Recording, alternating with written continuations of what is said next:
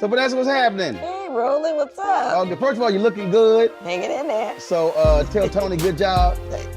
Tell me good job. No. See, here's the whole deal. Whenever it's a brother looking good, they always give the woman credit. Of course. And I'm like, but when a woman looking good, she get the credit. Nah, forget that. I'm giving him the credit. All right, I let him have it. Are you gonna let him have it? Well, he does have a big part of it. That's what I'm saying. He keeps me happy. I'm saying. Every time I see Susan Taylor, I'm like, oh my God, Susan, you're looking so great. And I'm like, oh, Kefra don't get no shout out? Oh, but when they look at Kefra, like, oh, Susan. Oh, Kefra looks great. Oh, you take care of your man. I was like, nah, y'all got to give brother some love. So that's why every time I see Tony, I'm like, Tony, you handling your business. You looking good. You doing your job. He's doing good. He keeps me happy, so that's half the battle, right? Let me ask you this question. I'm trying to figure out, who is the biggest black mama in Hollywood? You or Jennifer Lewis? I swear. Well, of course, I'm going to say me. She going to say her. Well, but I'll say there's enough of us. Everybody got to have a mama. If you're lucky, your mama's still alive. And they got all these beautiful babies out here doing all these wonderful projects. And they need mamas. Jennifer can't be everybody's mama, neither can I. But I'm going to try to take up as many. I got so many children. I'll go to a party. I'm like, son, daughter. Here's my daughter went to some event recently, and she saw one of my TV sons. She said, well, I guess we're related. I mean, think about it. I mean, I've seen so many films, and you somebody's mama. Yeah. I'm somebody's mama for real, so who better to play the part? I'm two somebody's mamas. See, I was get a kick out of that because again, there's some folks who, oh my goodness, what was it? Sherry Shepherd. I was talking to her. It was a movie. I think it was the Brian Banks movie. And Sherry was like, "What? I gotta play somebody's mama?" I was like, "It's a role." Not only that, it's longevity. Because you can't be the ingenue or the 30, 40-year-old, forever. Because even you start playing little people's mamas. You're the 30-something-year-old with a 5-year-old in a movie. And then as you grow, the kids grow up and you grow. And it's an honor. I always tell people, aging is a privilege. It's not a given. So you complain about aging. God can fix that for you real good now. Yeah. We can remember you just the way you want to be remembered. Young and pretty at 20-something, you can make that happen. So for me, it's a privilege. And I don't mind aging on film because, hey, I think I do it pretty well. So. But very few people say that because they're so caught up in trying to hold on to that youth. And I understand that because that is the whole sexism, ageism in Hollywood. Yep. Like men can get old, they get the bellies, they can lose hair, they can get bald, and they're handsome. We get older and we're supposed to be like horses, go out to pasture and die somewhere. I don't know. It's like, I'm the best I've ever been. And I will be 66 next month. So, hey, what am I supposed to do? A, I can't lie about my age. And you go on the internet, that's the first thing pop up is March 20th, 1957. B, like I said, it's a privilege to have lived this long and to continue living, and I'm healthy and I'm happy. So that's a blessing. And why not? Why not show other women how you can do it and show these young girls what they need to aspire to? So I don't have a problem with it. I'm gonna be somebody's grandmama in the movie. I can't wait to be a grandmama in the movie and a grandmama for real.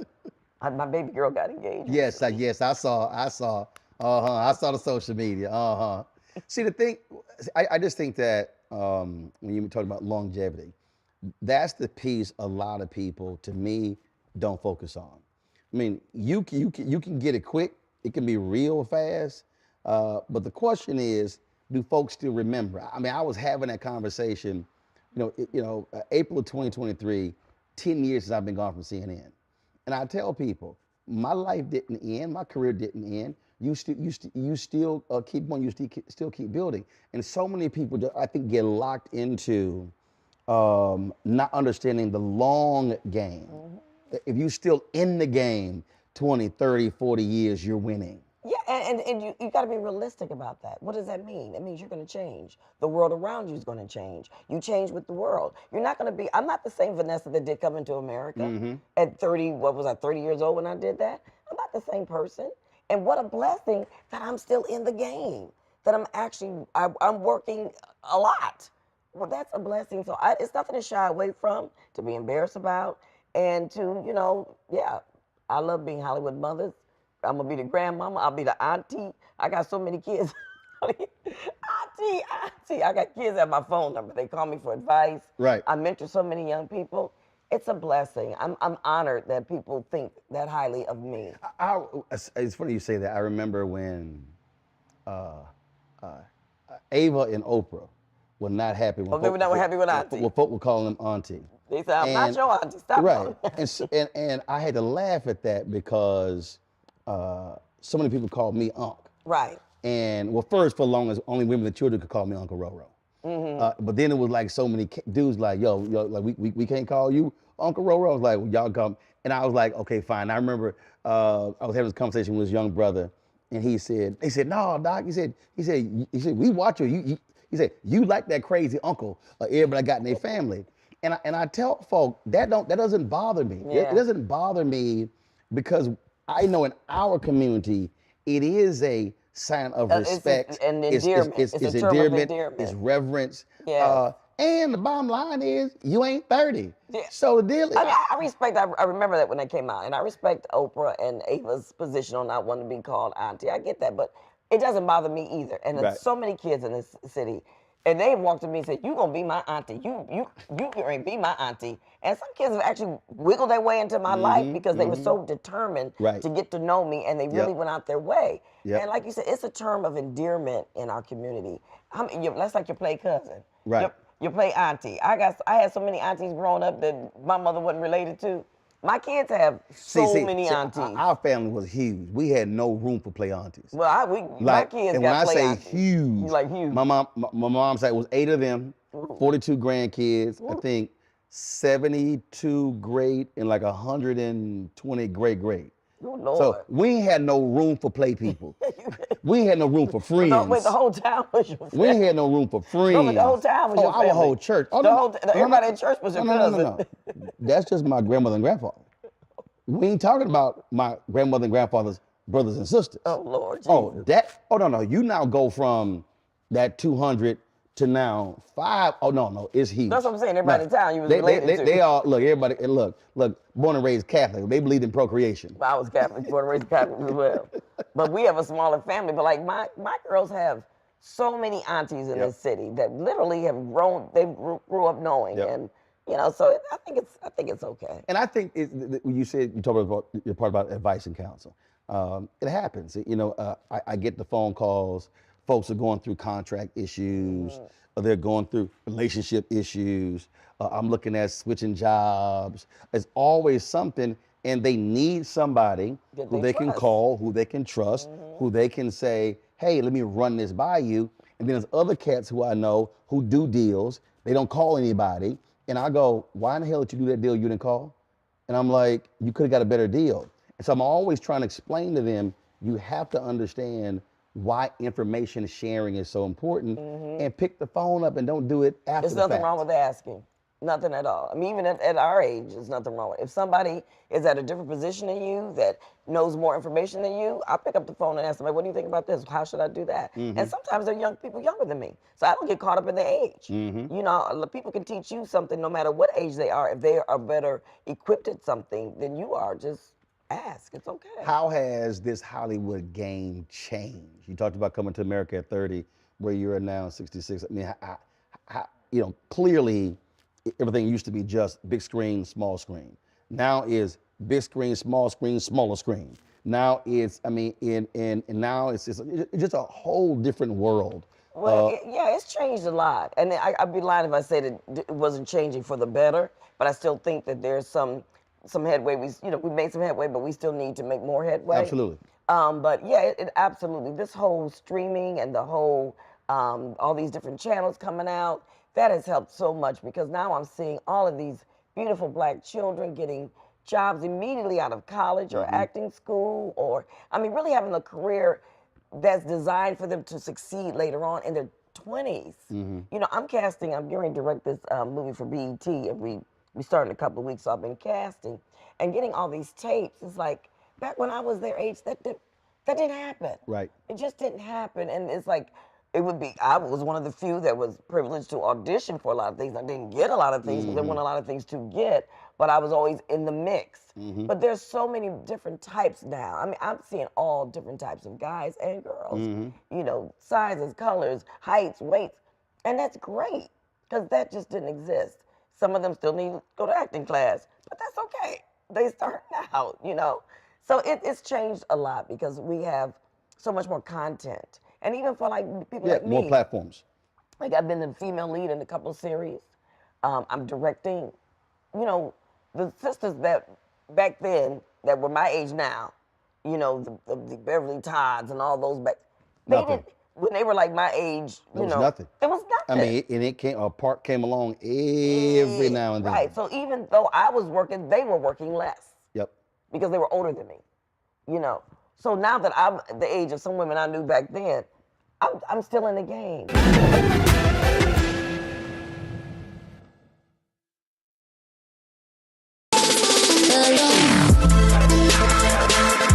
Hey y'all, welcome to The Other Side of Change, only on the Black Star Network and hosted by myself, Bria Baker, and my good sis, Jamira Burley. We are just two millennial women tackling everything at the intersection of politics, gender, and pop culture. And we don't just settle for commentary. This is about solution-driven dialogue to get us to the world as it could be and not just as it is. Watch us on the Black Star Network, so tune in to The Other Side of Change.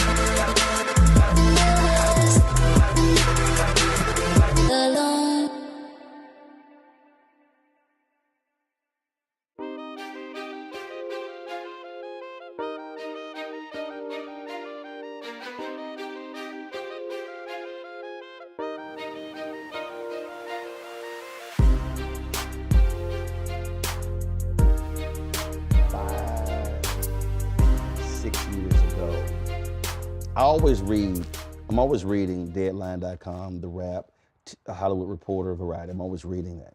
And I'm always looking at who's being hired on the in front of the camera, but also who's hired in executive suites. Right. And so you're seeing all of these different stories and talking about, diversity and wanting to expand different changes like that. But I remember, this is when I knew. So I come to LA every May to play in the George Lopez golf tournament. And it would be a bunch of brothers and sisters playing because folks weren't working.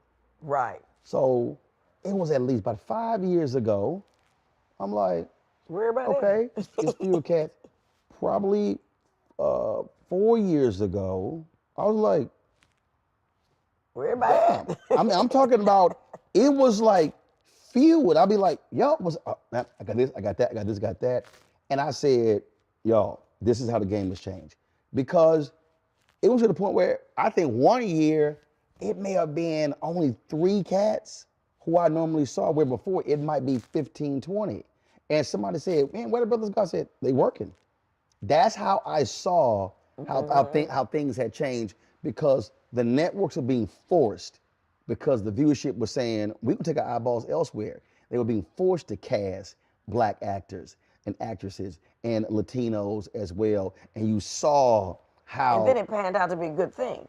See, Absolutely. They were forced, and then all of a sudden it's like, it's in. We're in. We're very in now. Well, because what used to be multicultural and mainstream is now mainstream. The demographics have shifted.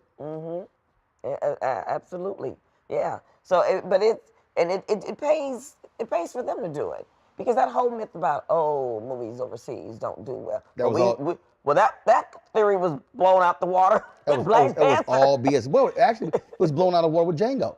Right. I mean, right. it could have always been blown out of the water. But the reality is, they created a system in their mind.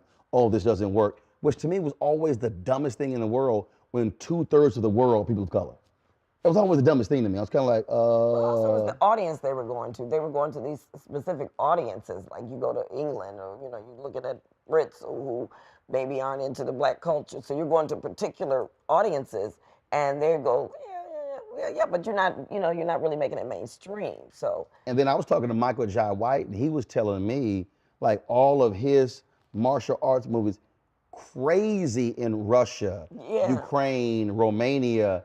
And he was like, oh, I'm doing stuff ain't nobody here even seeing. He said, but it's major in those parts. When Wesley Snipes was doing movies, the people kind of like, oh, Wesley felt the map. He was kind of like, no. Let me tell you something. This artist over here is killing it. I was in France, me and Tony, and accidentally went to the Louvre, right? I had never been, and I saw a side door.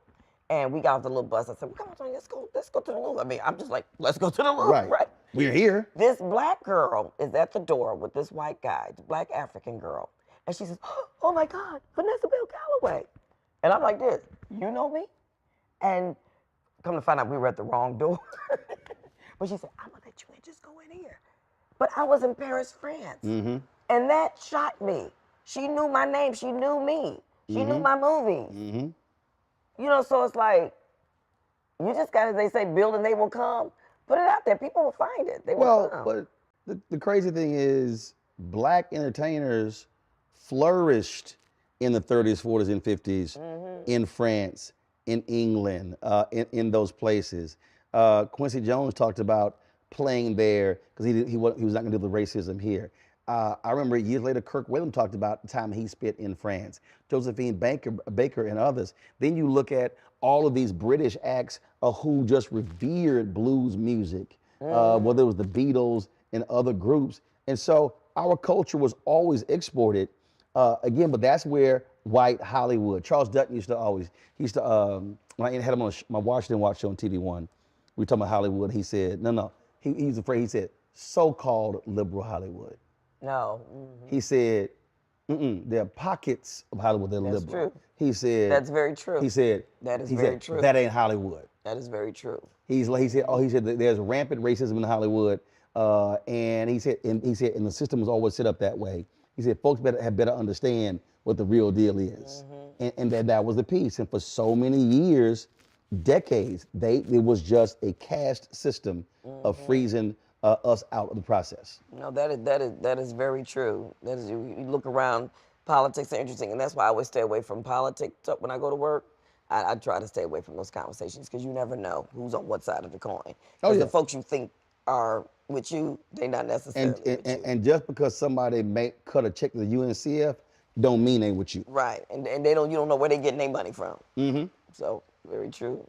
It is So we talked about the streaming piece, but also what I think what that has done, because you mentioned directing, it is now allowed brothers and sisters to now stretch more. Absolutely. Not just act, but there are others who are producing, who are writing. When I interviewed Sally Richardson Whitfield, I mean, she's now one of the top directors. She sure and is. she was like, I helped her do one of her shorts to get into the, to help her along her directed path. So yeah. I remember when she started. Yeah, absolutely. Yeah. She said, when I interviewed her, she said that she kept giving Ava so many directions and tips.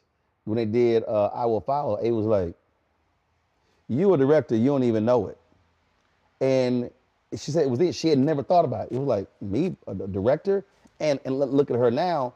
But that's when you have the expanded platforms and the opportunities that then says, oh, we're gonna give you a shot to actually shoot this. That to me is why I think is so important well, I tell people all the time, the internet has completely opened the floodgates, and now the same folk don't control the gate. And also it makes sense. If what Sally came to realization about is something I came to realization about too. When you've been behind the camera for so long, in front of the camera for so long, the natural progression is to go behind. You know more than you think you know. That's if you paid attention. Well, if you paid attention, yes. And if you want to, because not everybody that acts want to direct. Precisely. Trust me. And the days, because I'm still very much an actress, I haven't given up my career just to direct. I do love directing, but there are days when I'm an actress, I'm like this, bye. Y'all got this, I got one scene, I'm out of here. Good luck, everybody. Because that is not. Have a great rest of the day. That is not the role of the director. That is not the role of the director. So because I understand both roles and also produce, so because I understand all the entities, depending on what I'm doing at the time, I know what hat I have to wear, and I appreciate the little spaces I get. When I'm just an actress, I'm like, no, I am not going to try to run nobody's set. I'm going to come here, do my scene, and I'm going home. I'm going to let them have this. But then when I'm a director, I run my set. Right. So, but it's a natural progression, that you should do that if that's something that you're interested in, because you know more than you think you know. And then once you learn what you need to know and you put it together, it's just winning combination. I do love directing. I love directing the movies, like the TV movies. So those, and I like episodic too, but I really like doing the movies because you start from beginning to end. You help shape the story. You help with the rewrites. You help pick the cast. You just, the rehearsals, the whole shooting it, you know, to tell that whole story, and it's over in 2 hours. I like that process a lot. So when young folks are coming up to you, do you make clear to them that there's a world in Hollywood or in television that it goes beyond in front of the camera? For me, as a journalist, students come up, you know, I want to do what you do. You know, I want to be an anchor. And I will go, okay, but you gonna skip being a reporter? You want to be anchor, but you need to learn how to report. Bernard Shaw used to always say, learn how to write. I've tried to get as many brothers and sisters to become producers. And I had a young sister worked on our show, who absolutely her skill set, producer, but she desperately wanted to be in front of the camera. And her calling is she could be a showrunner today. She could be an executive producer today, making far more money than what she's making in front of the camera. And she goes, well, what about you? I said, hold on, let me be clear with you. I said, I'm the host, managing editor. If I was only the host, this is what the TV wants. If I was only the host, I don't want the job. I said, it's the editorial power. Because I went to communication high school, so I always was taught the power is the person's behind the camera. And I try to get so many of them to understand, think about the industry broader, because when you are that producer, ain't nobody commenting on your hair, your makeup, your nails, the outfit you had on. I said, that's also long money. And it's in so many now, they like, I want to be an entertainment reporter. And I said, baby, let me explain this. It ain't that many entertainment reporting jobs. And that's the thing that I've really tried to get more of our folks to understand. And I get it, because you see it and you want to be seen and known. I said, but do you want to have a long career? Do you want to, how much do you want to look? The information, because all that information works together. And that's what they have to understand. It's like, you know, even there's been some projects. I did the hair. I was craft service on my own stuff, you know. I did the set design. But all of that, now as a director, all of that comes to play. It all fits in because my eye. There you go. You know, it's about that seeing stuff and knowing how to pull things together, because all the producers doing is pulling all the entities together, making sure everything works. Here's what I did. I made her, so she would be producing, and other producers as well. I made them shoot. And she's like, why are you making us shoot? I said, because I need you to be looking through that viewfinder. So when you're sitting with that editor, you're seeing what you missed. You know how to write. I said, and then I said, and of course with a new camera, I said, I don't want you shooting with a monitor. I want your eye shooting with your eye. That viewfinder. And she's like, why? I said, because I said, when you shoot with the viewfinder, you're looking at the viewfinder, but you're seeing everything that's around it. I said, but when your eye is on it, it's so intimate because it's just you. It's just, I said, you got to train that eye. So you're shooting that subject, so you're seeing, okay, what's that over her right shoulder? What's that over her left shoulder? What's that thing peeking out? And I said, that's what I need you to understand. And she was like, so then when she goes and does it, and she comes back and she's like, oh my God. I said, that's gonna make you a better producer.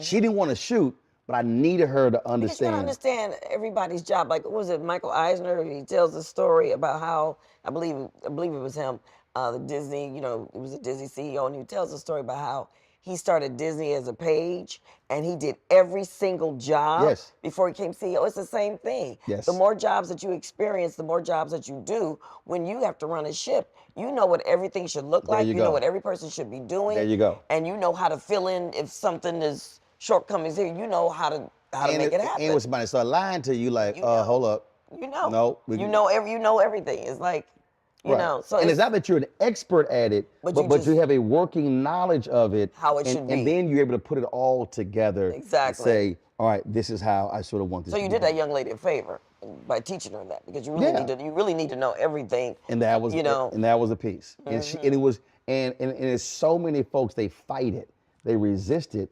And so what I also then tell them, I said, if you only do that one thing, you are going to not have a job. Exactly. I said, because what's happening, because here's the piece that people. Because you're not valuable. Because everybody can just take that over. It's like, you need to be more valuable to any company, how many things you could do. And also, it's your Rolodex. Like what I found, like we were scouting and doing all this stuff. And because I have the pleasure finally to shoot a movie here in town and not go out of town, my Rolodex is crazy. There you go. I was able to get so many favors and this, that, and other, just based on relationships. There you go. You know, so these kids need to understand, yeah, you could produce at this studio for a while, or you could be over here doing another job. And it may seem like it's taking forever, but then you get to a point where all of these entities you've been a part of, you've touched, you know, and you can pick up the phone and call people in different parts of the city or different job requires, whatever you need, and just start talking and making stuff happening. I interviewed Issa Rae, and it was hilarious. So this clip goes viral like once every 6 months. Like ever since we'll text each other, she was like, I love it. She's like, I love that this thing goes viral at least once 6 months or once a year. And it's a part where she says, I didn't sit around waiting and hoping that I would meet Tyler or meet Ava or meet Oprah. When they were doing those episodes on YouTube, she said, all of us had no work. So my friends were lighting, cinematographer, director, producer. She said, so hell, we all worked on the same, all of our projects together. She said, we used the talent that was just sitting right there. She said, and we got it done. Yeah. We didn't sit around waiting. I always tell kids that too. Network across. Don't think you always got to network. Yeah, network up is great. If you're in that room and you can meet Steven Spielberg and whoever, that's called be Rollin, vertical and horizontal. Rollin and me, whatever. That's great. But when, like she said, when you know you've been in school, I call it the freshman class. It's your freshman class. You know the guy who writes. You know the guy who wants to be a DP. You know the camera guy. You know the girl who wants to produce, or the guy who wants to produce, the person who wants to be. You know those people. And she was right. And I was huge fans of that awkward black girl. Me and my daughter Allie watched that. Matter of fact, when I first met her, I scared her to death. We were at the Essence Women's, the luncheon that they had. And I turned around. I said, "Oh!" And she did like this. I said, "Oh my God, I love you so much." I'm just, she's like this, like. I mean, nobody knew her then, right? Right. And I took a picture, or either I called my daughter and said, look, I got Issa Rae, you know, and I told her what a big fans we were of the show. And years later, she thanked me for that on stage, and she hooked me up with my web series and introduced me to somebody who helped me with my web series. Right. And now my daughter, Ashley, works with Color Creative, works for a company. So that's sister, I love that sister. Well, it was always funny because I sent her, I forgot what it was. It was when Insecure had the final episode. So I sent her a text. She's like, "You about to make me cry."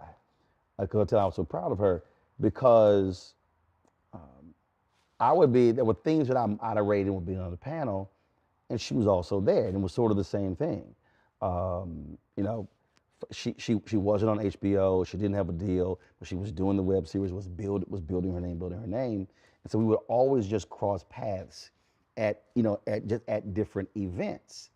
And what I always tell people, if you're a preacher, you can't say, "Oh man, I want to be like Jakes," if you ignore when Jakes was digging ditches in West Virginia. Oh, you want to be like Potter's House Jakes, but that's the same Jakes who was digging ditches in West Virginia. It's the same person. And that to me, when I see folk who, oh my God, Issa Rae, or if they see any other, I'm like, no. Learn their story, because you don't just arrive at a place happenstance. Everything that happened before the thing hit played a role in it hitting. And that's what a lot of these kids need to understand. And that's this generation, you know, they want to just, you know, get out of school and just be famous or just make the money. They want to skip the steps, and like you can't skip the steps. It's every generation. Gen X was the same way. But the reality is, if you skip the steps, it's going to show up. Sooner or later. And if you can skip the steps, because a lot of people can't skip the steps because you don't have the information to take you to that point you think you want to go to. It's like you can't be an investment banker and not go to school and learn about banking. You know, you can't just leave high school and become an investment banker, but maybe you can on your own and you're somewhere in a room and you learn enough and then you become this big to-do, you know, because you made a lot of money. Right. But you got to go through the steps. You can't become a lawyer, you know, certified lawyer or doctor without going through the steps. And that's what, you know, a lot of these kids have to understand. Even though they think that acting and producing and directing is easy, it's not. It really isn't. And it really takes a certain skill set and information and knowledge and experience to be able to do it. Especially if you try to do more than one, be multifaceted and do more than one at once.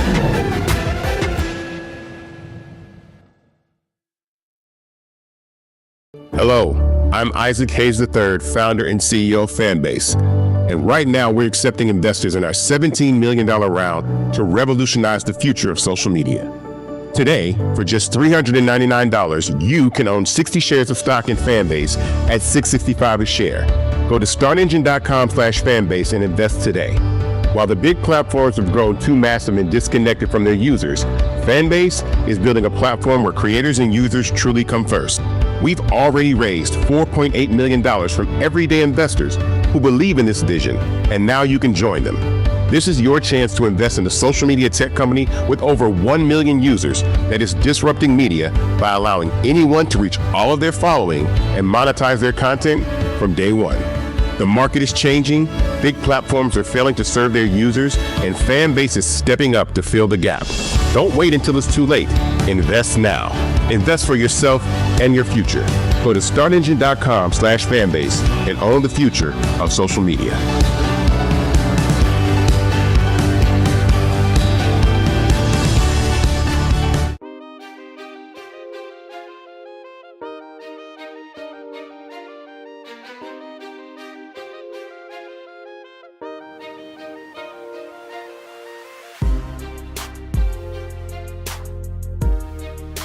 Did you at Napoleon Hill in this book that you wrote it says you should have a mastermind group? That's a group of people, not necessarily in your industry, who brings different perspectives and knowledge and allows you to tap into that. So for you and your career, who have been your go-to people? Folks, maybe some people who folks know or don't know who you could pick their phone up and say, I need to talk to you, or give me advice on this, or give me a sense of direction, or help me to understand this. Have you had a go-to? They change.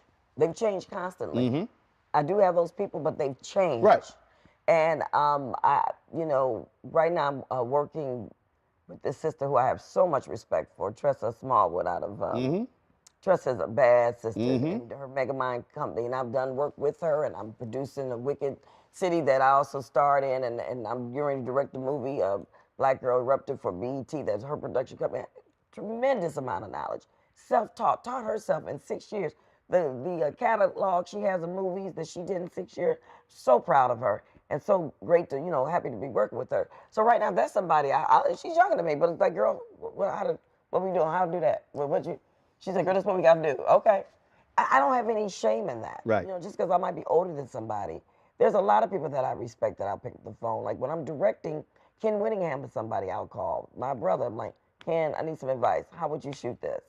Would you look at this? And he's one of the only people that really picks up the phone and really helps me too. You know, it's funny, a lot of folks, you've helped them, but when it's time for them to turn around and help you, so, which is fine, because I learned a lesson through my Bible study class is that you do things because you want to, to bless them. One time. And you can't worry about them blessing you. One time. You know?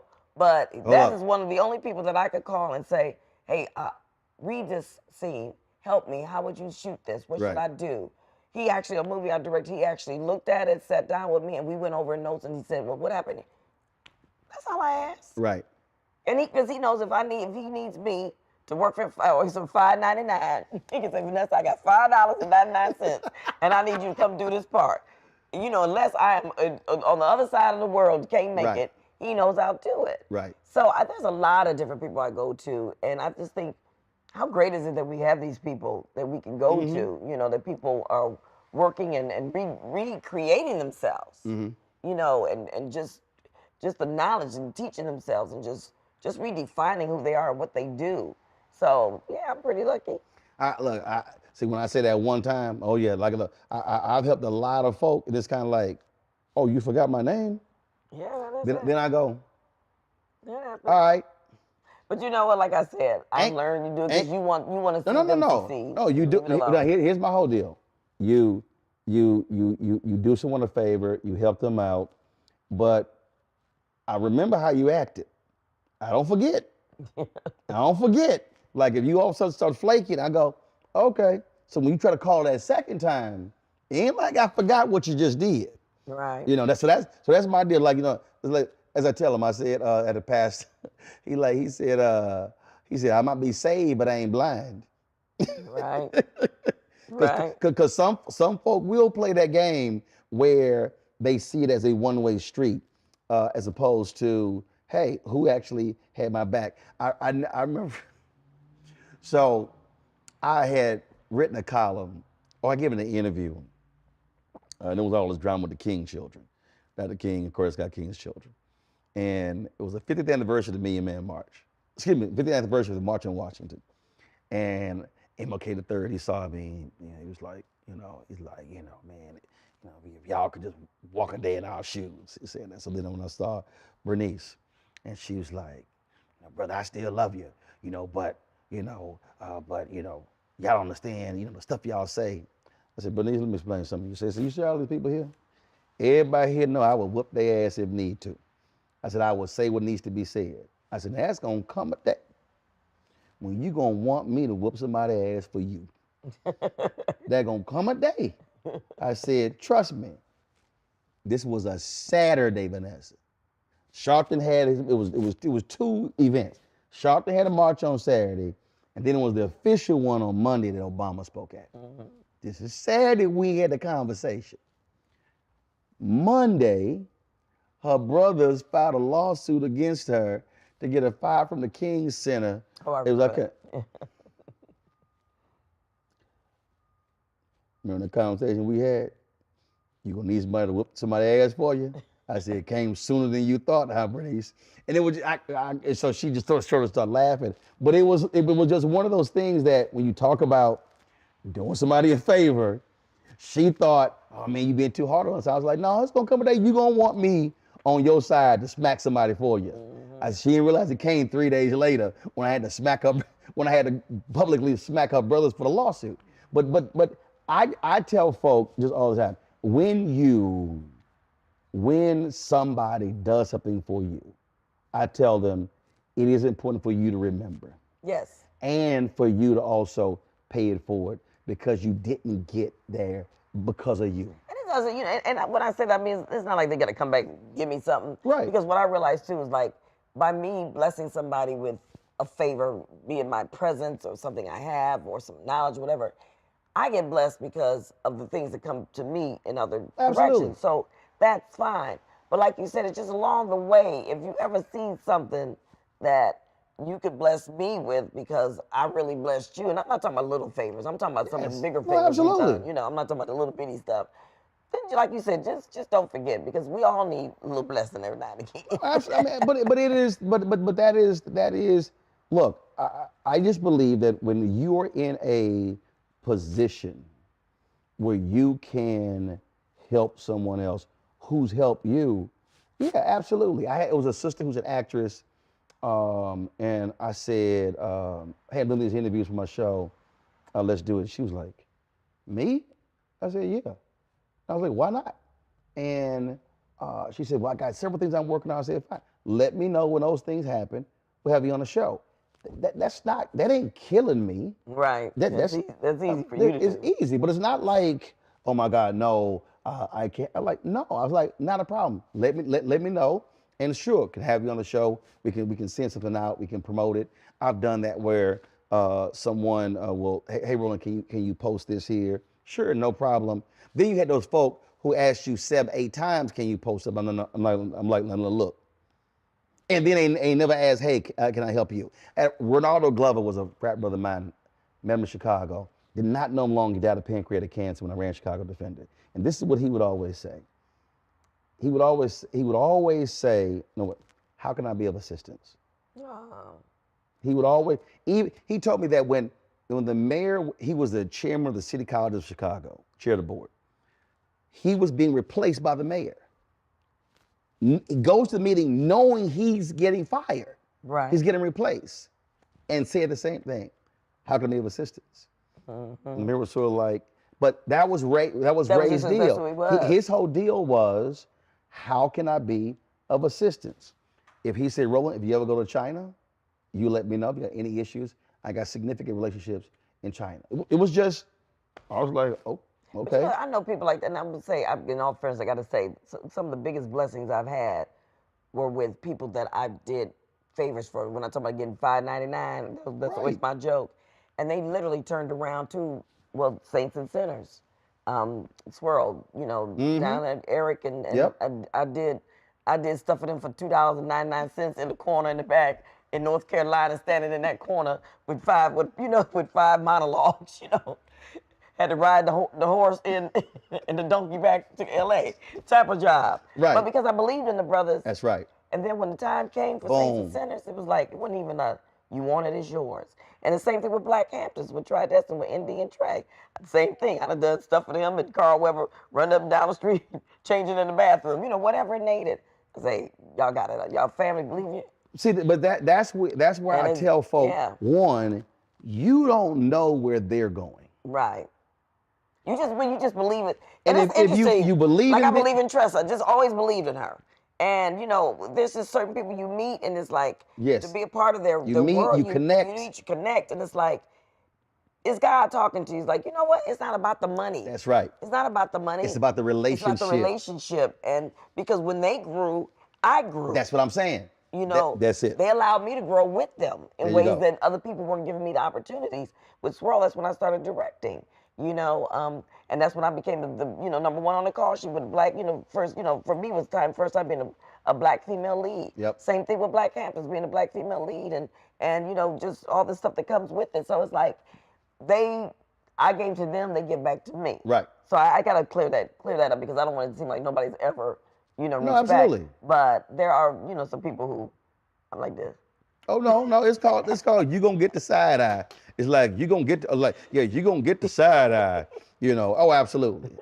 I just that's just something that I do think people have to really understand. You can't look at a person or an opportunity today and only measure it.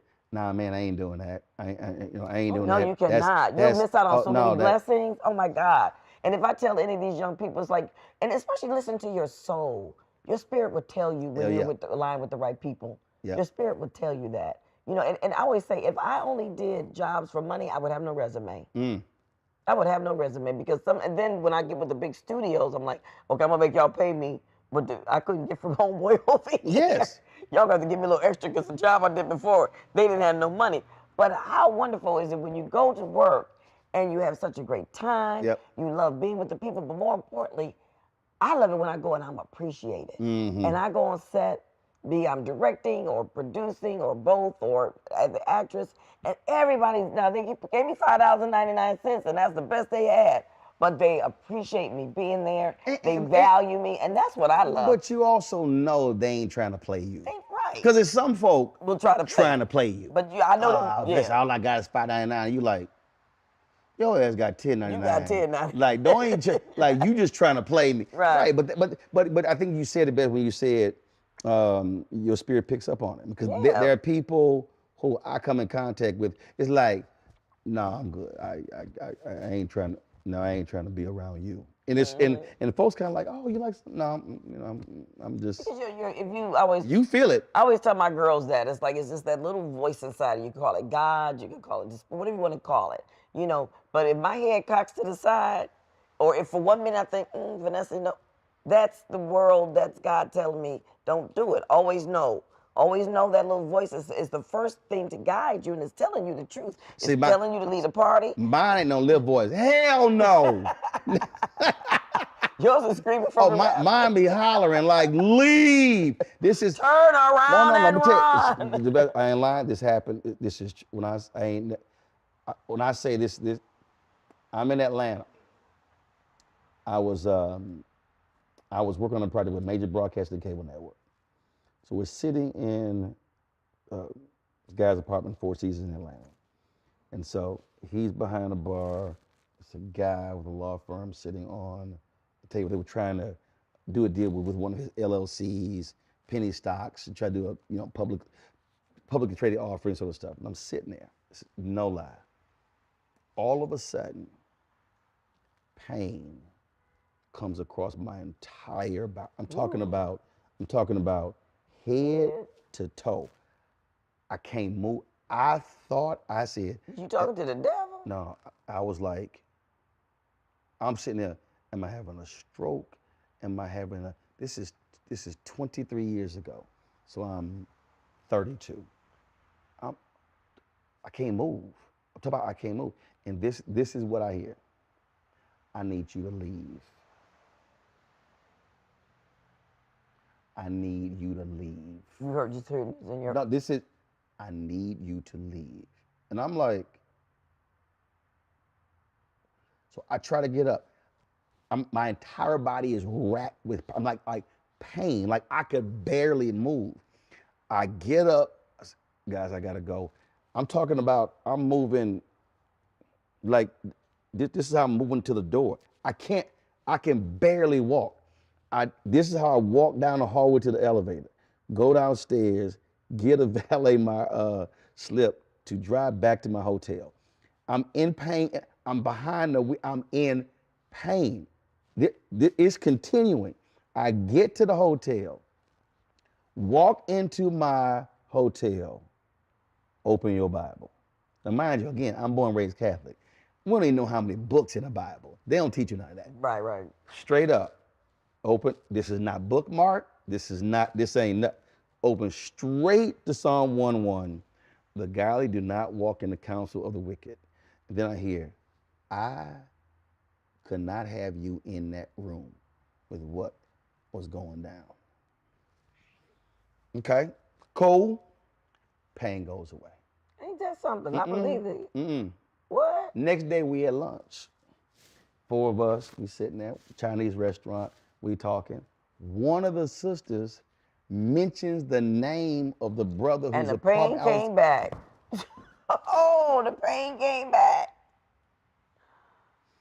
Then the exact pain. Then I hear, I need you to go to him to say the following.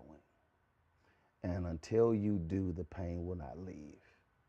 But girl, I got in that car, I called him once, they say, how long, because I was leaving the next day to go to New Orleans for a unique journalist of color mentoring deal.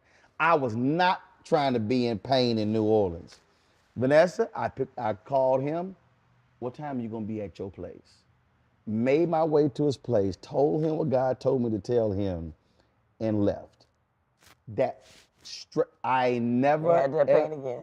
Had that pain again. But I'm talking about, when I say pain, literally, it was like my entire body locked up, and I swore I was having a stroke. You were saved from whatever that experience would have been.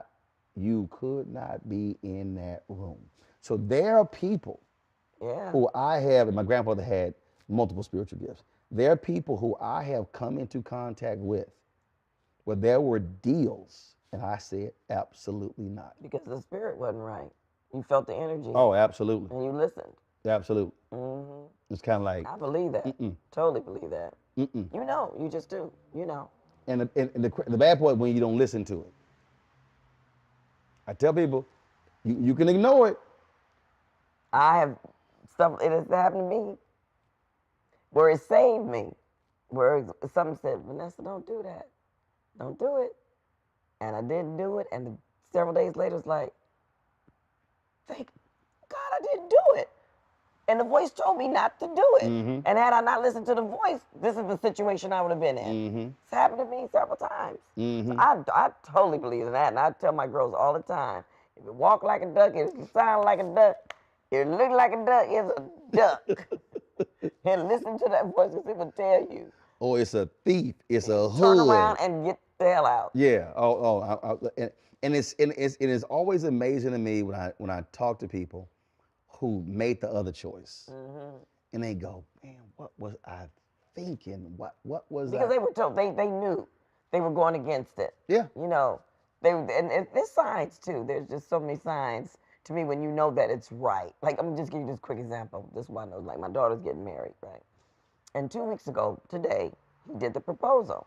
Now, and they've been together for 8 years, cute little couple. It was cold and everything.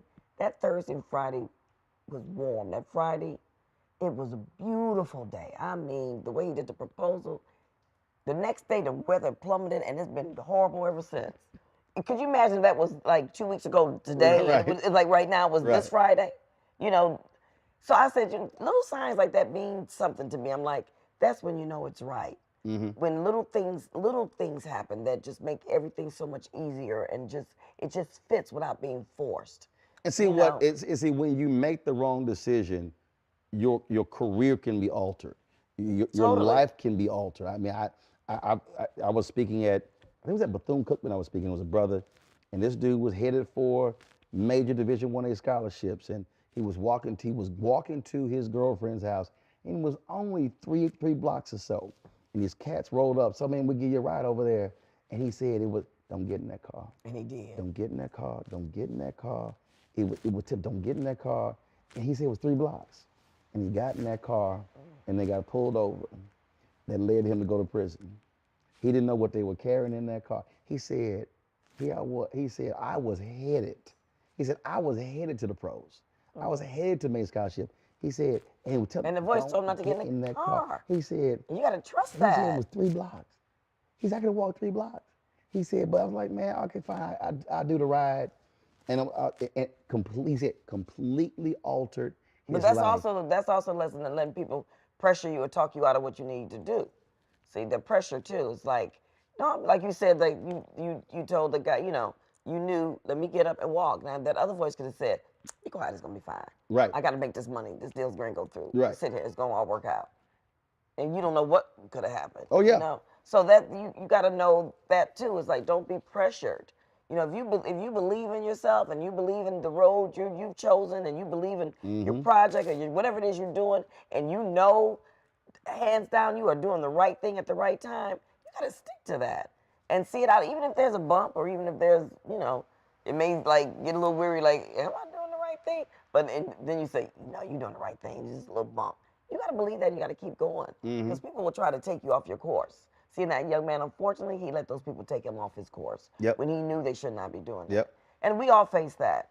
And, we got to tell all these kids, today, especially all this stuff going on, just stay the course. The rainbow, or wherever you want to call it, it's going to be over there. But you got to stay the course and do the work. And then it will come to fruition. Oh, no, that's the key.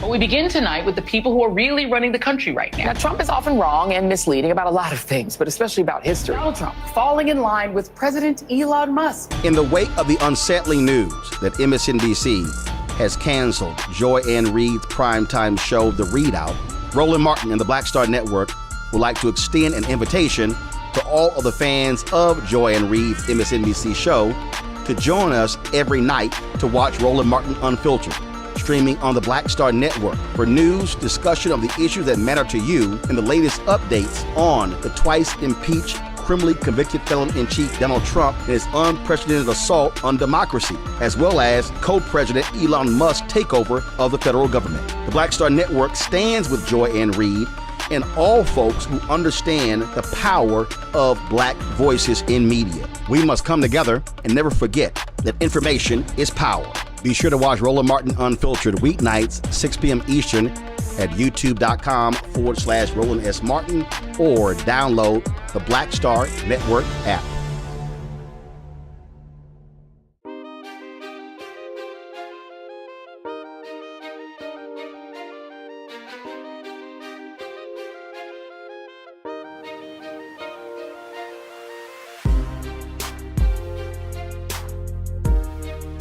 Work with a lot of folks. Who have you worked with that you learned the most from?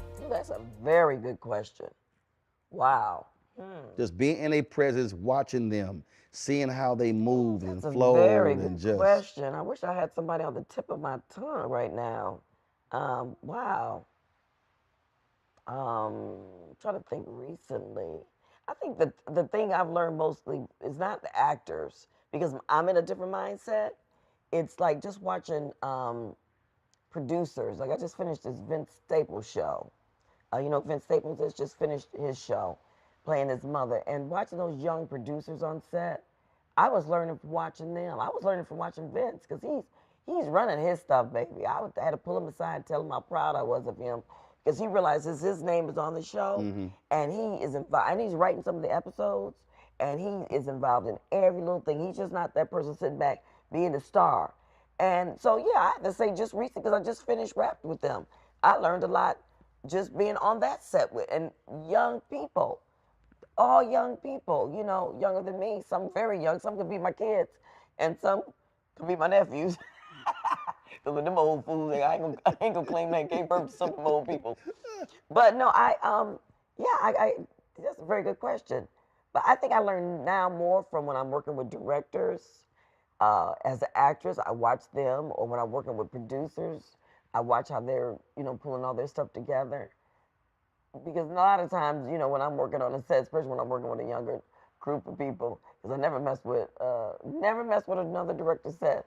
But there's so many times I want to pull somebody aside, like, come here, let me tell you, would you like a little advice on how to work that little line, how to do the scene?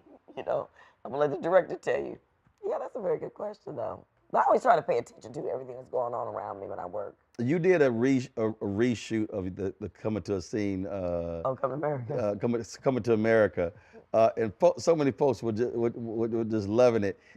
Is it still crazy to you, the folk who remember that scene, the barking and the hopping and the... Well, you know what? At the time, I tell people, I was just happy to get a job. Okay, I auditioned for Sherry's part. Okay, Sherry Headley's part. It was Lisa. Yep. Everybody wanted Lisa. That was a bigger part. Of course. So when I saw John Landis, when I was, the casting director called me back to meet him, and he looked at me, he said, there's this other part. And I'm thinking, shit, I don't want to do that other part. I want that main part. I want to do Lisa, So he said, would you mind looking at it and going out? So I looked at it, I came back, and I'm like, well, this would be better than nothing, I guess, So long story short, we know I got the job. And if you would have told me then that it was going to have the longevity that it had now, I would have been like, you sure about that? So I don't mind at all. People go like, you get sick of us? Not at all. It's the gift that keeps giving. It's the gift that has introduced me to other generations. It's the gift that got me into Come to America 2. It's the gift that got me grouped with somebody as famous as Eddie Murphy, So, Whatever you like. Yeah, I mean, I got when they recite famous movie lines. Exactly, So it's like, yeah, it was great. Other night we were talking about famous movie lines, and somebody brought up the one from What's Love Got to Do with It? You ain't got to hit me, You ain't got to hit me one time. See, I do that one too. Right? Yep, same thing. Yeah, and we did a lot of improvising on that. Really? We did, and I can't remember if that was written or if that was, or if I did it, but I remember that Lawrence accidentally hit me. We missed the connection. He's a gentleman and a scholar, so he was mortified, but he actually connected, and this side of my face, I'll never forget. It was like, I was like, oh. Other side was like, oh my God, he hit me. And this is how sick actors are. Like, the other voice said, this is going to be great, Vanessa, keep going. You like, so my head's spinning. You like, shit, that hurt. You know how you had the cartoon with the little birds, the little birds on top of my head. I'm like, keep going. So I rolled over and I get up. I was really cussing them out. You like, that wasn't acting going on. That's the one they used. Of course, everybody was like this until they said cut. They were happy I didn't stop. Right. But they were like, because everybody could hear it. That's how. Wow. He slapped it. He slapped me. Go ahead and make it. Right. And you know how you do this, right? Right. And we missed the connection, so it was like, pow! I was like, oh! But I kept going. And I'm glad I did. Dang. I was tough. I was younger. I had to be tough. It's like, nothing's going to stop me from actually doing my scene. But that damn slap hurt. Shit, I probably would stay. He hit me now, I probably would stop.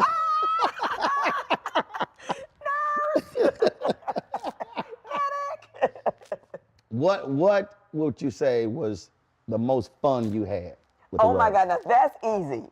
The most fun I had doing a job was Inkwell with Joe Morton, Suzanne oh my Douglas, God. Gwen Turman, and Mary Alice. Baby, it was like the young people and the old Right. people. Remember, you remember the Because movie? you had AJ, AJ and all Lorenz, the, although AJ is Jada. close to me, she's Right. close to me in age, but she was playing younger. Right. So she was kind of on this side. Baby, we partied so hard. We had so much fun. We had to remember that we was down there doing North Carolina shooting a movie. And then one night we had been partying, smoking, and drinking and stuff. And we started talking about our scenes, and we realized some people was doing the comedy and some people was doing the drama. We were like, I thought this was a comedy. Like, I thought it was a drama. Oh, we had so much fun. God rest my girl Suzanne Douglas, God rest her, but baby, and Mary Alice, God rest her too. We partied our butts off. That is some of the most fun I've ever had shooting a movie. So that's easy. That's an easy one for me to remember. Oh yeah, that was that was one. It doesn't get talked about a lot, but so many people. It gave first of all, it gave a slice of Black American people. Most people don't have any understanding about. Right. So I thought that was also it.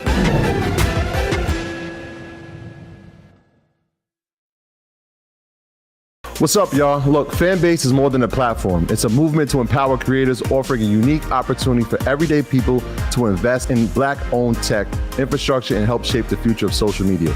Investing in technology is essential for creating long-term wealth and influence in the digital age. The Black community must not only consume tech, we must own it. Discover how equity crowdfunding can serve as a powerful tool for funding Black businesses, allowing entrepreneurs to raise capital directly through their community through the Jobs Act.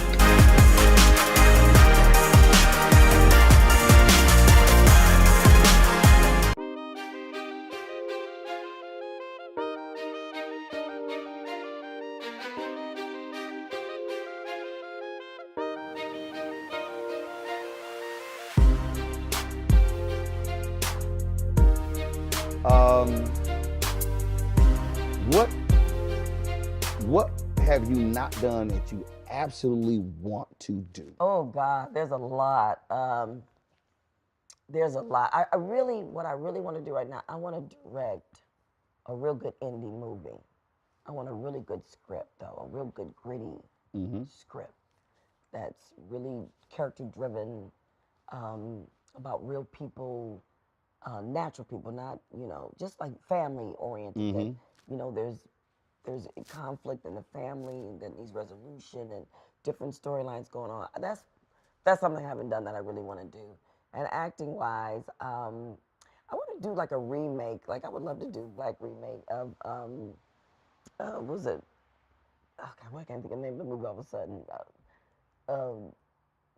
I've always been blessed by the kindness of strangers. That's the famous line from it. That's 66-year-old brain. Streetcar. Okay. Streetcar in this eye. Sorry, I've always wanted to do a Black movie version of that. Something like that. Or to do The Graduate, something like that. A remake of an old movie like that. Okay. That would be nice. Yeah, there's a lot I want to do. When we go to the dinner party? Yes. That was way. That I tell it is so funny because, everything out here is always, foo-foo. And what I would tell people, they were like, I heard about the dinner parties. I was like, y'all don't understand. I said, it was straight up, come to town, text message, it's a get together. Wasn't no dress code.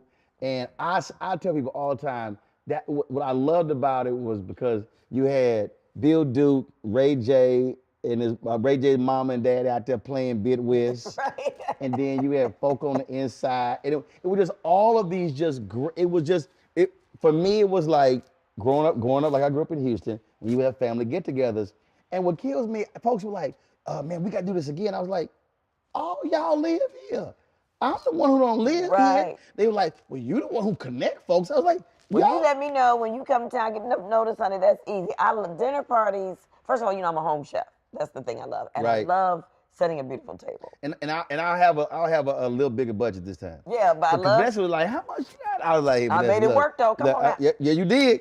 You did. That was Made it work. that was TV One was like, no, we can't spin. I was like, yeah, okay, y'all know y'all got it, but Yeah. we made it work. Well, let me know. I'd be happy to host another dinner I mean, party that for was you. that was I'd be that was so sincerely, much fun. I'd be happy to host a dinner party. You let me know. That was so much That's fun. something that I really enjoy.